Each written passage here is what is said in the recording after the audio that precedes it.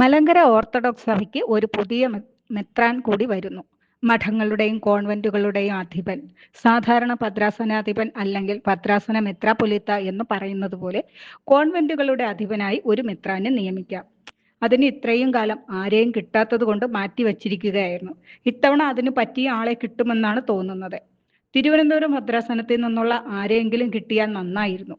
അങ്ങനെ സർവ്വയോഗ്യതയുമുള്ള ഒരാൾ സ്ഥാനാർത്ഥിയായി വരാൻ സാധ്യതയുണ്ട്.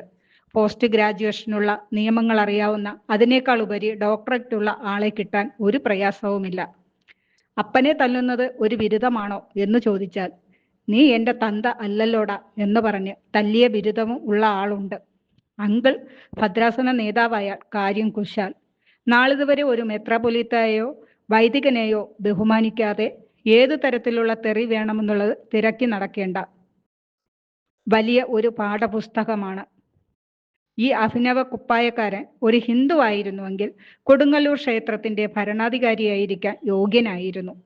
കാരണം തെറി അഭിക്ഷയത്തിലും തെറിപ്പാട്ടിലും PhD എടുത്തിട്ടുള്ള വ്യക്തിയാണ്. കന്യാസ്ത്രീകളെ വേഷപ്രച്ഛന്നരാക്കി മോട്ടോർ സൈക്കിളിന്റെ പുറകിൽ കയറ്റി ബീച്ചുകളിലും ആശുപത്രികളിലും കറങ്ങുന്നതിന്റെ ദൃശ്യങ്ങളും ഓഡിയോ സന്ദേശങ്ങളും പല വിശ്വാസികളുടെയും കയ്യിലുണ്ട്. ഇവയെല്ലാം തക്കം നോക്കി പുറത്തുവിടാൻ കാത്തിരിക്കുകയാണ് അവർ.